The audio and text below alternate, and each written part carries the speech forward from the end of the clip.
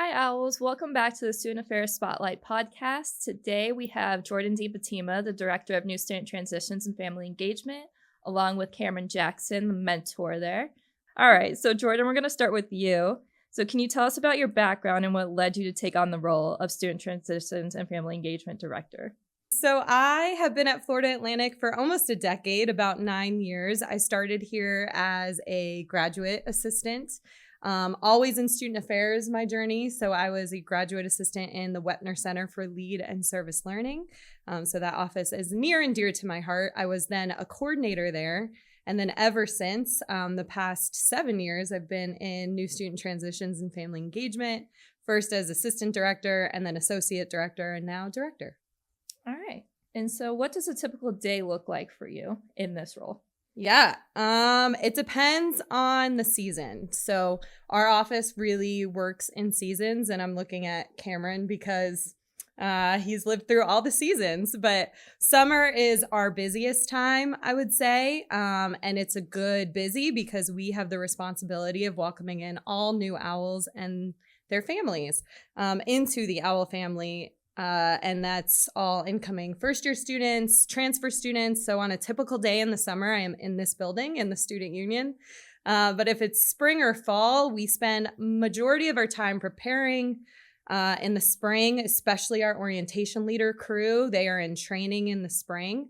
And then fall is our owl family weekend. So if we are not out and about doing events, we're usually preparing for said events. So it's one or the other based on the season. Gotcha. So this one's for both of you. So you deal with student transitions. So what are some of the biggest challenges you face when transitioning students into college? One of the bigger challenges I would say is just understanding that everyone's transition is going to look a little bit different. And although we tailor the program to be as universal as possible, some might transition faster than others, and some might need a little more help just being comfortable coming into the university. Yeah, I would also add that they're still shopping at the point that they come to orientation. So for a lot of our students, they are still deciding where they want to go. And that's a large responsibility, primarily on our orientation leaders, to really sell the experience and what it means to be an owl and what that could look like for them. So it's both a blessing and a curse to have to be the reason why someone chooses this university or not. So challenge is just seeing if this is the right fit for our students. All right. So what role do you think schools or universities should play in preparing students for the transition? It's kind of like a personal question for you both. I'm letting you take it. And so I feel like Jordan was just talking about, it is a big decision for a 16, 17, 18-year-old to make that can change their life essentially. So our role as a university, I feel like, just plays in giving them the power to decide, like the autonomy, but also being there to support them in whatever decision they make. Like our assistant vice president says, he doesn't want, or our vice president says, he doesn't want to force a student here if they don't belong here. Mm-hmm. So it's just kind of giving them that autonomy to decide. And just as much as the students are choosing us, so are their family. And for a lot of our families, especially in the summertime, this may be the first time they're even stepping foot on a college campus. So we also have to make them feel comfortable in the fact that their child or their sibling or their cousin, whoever it may be, is choosing us, and so is the family. So we have the responsibility of making sure that they feel comfortable leaving a whole new experience, starting that new experience and then leaving whatever chapter they're coming from behind and starting this new story. And that's, it's just some responsibility in the summer.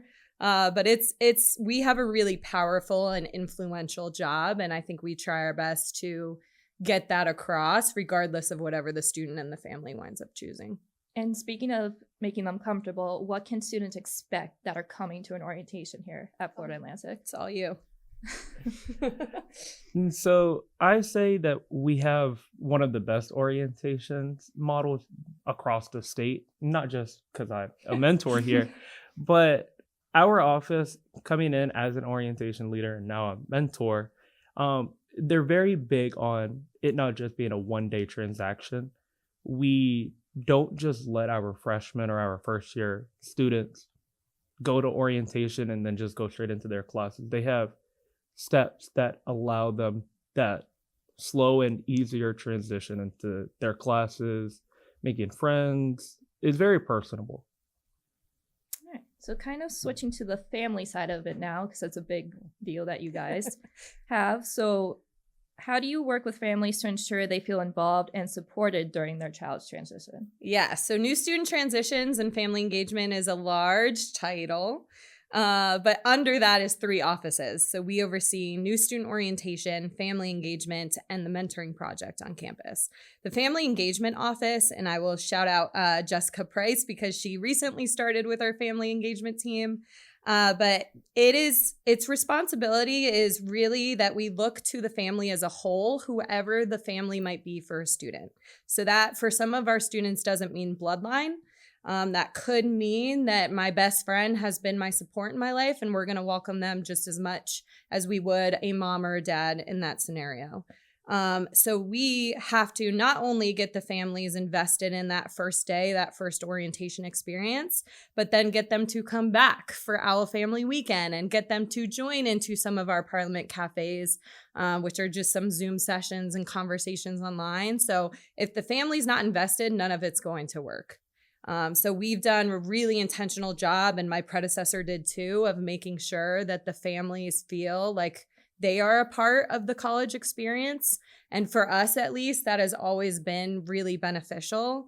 And it also shows in our family weekend show up. Like we have all the way to seniors, graduate families that show up at that weekend, in addition to our first year families that are just coming in this summer. So we try to really follow the lifespan of the family and then pass them over really intentionally to alumni and community engagement so that they come back and they're connected, and that shows up in our orientation program too. Mm-hmm. I'm also going to shout out Jessica because she's awesome. Speaking of Owl Family Weekend, can you give a little insight to parents who don't know what happens that weekend? Because that is a really big and fun event that you guys put on. Come. Which camera is it? That one? Come to Owl Family Weekend. It's growing year after year. We last year were right under 2,000 families that came as a part of that weekend. It's just a small number. And we kick it off big. Every year we try something different. We try to squeeze in a new event or try something based on what our families say they want. We give them a survey every year and we say, hey, like, what did you not see that you wish you would have seen? So this year we have some new surprises coming. And that really keeps our long-standing families engaged. The ones that keep coming, there's something new. But some of our staple events is definitely Saturday. Saturday is game day. We pour everything into athletics. It is one of the most attended, most sold. Thank you. Sold tickets for the football game. We do a massive tailgate in partnership with a lot of people across the campus. And then we try to leave them with the feeling of, okay, my student made the right choice. And that's really the end goal of what Family Weekend is, regardless of the celebration, regardless of the event you attend. It's one day that you can actually come back and say, like, my student told me I can't tailgate or couldn't do this. No, we're welcoming you back that weekend. You can definitely be a part of that weekend. Awesome. And so parents who are sending their kids away to college, it's a hard time. What's some advice you would give to these parents who are going through this transition right now? I would tell them that how they're feeling is very valid. Just because they're student, coming from a student perspective, I would always tell my mom, don't worry.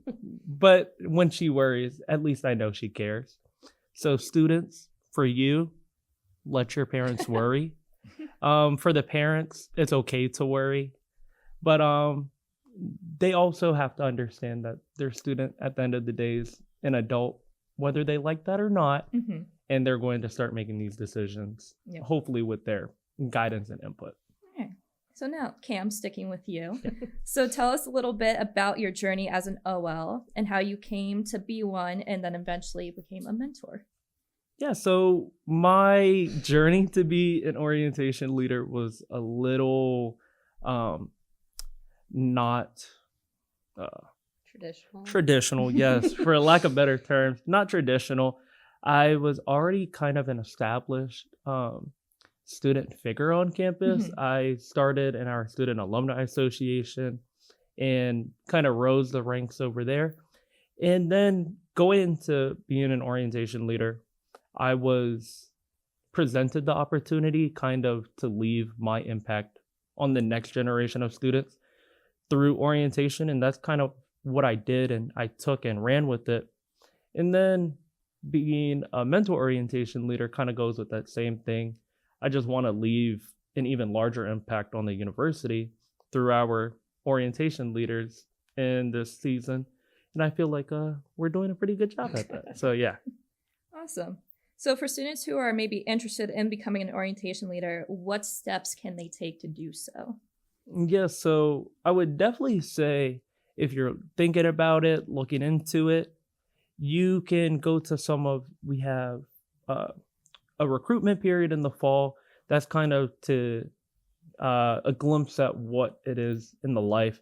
Like Jordan was saying about our seasons changing, we don't have any one single day that looks the same. All orientations are very different. So I would say it's definitely just getting a glimpse and a better understanding of what you're really signing up for. And then the group interviews and then individual interviews are all during the fall for our spring training. Very nice.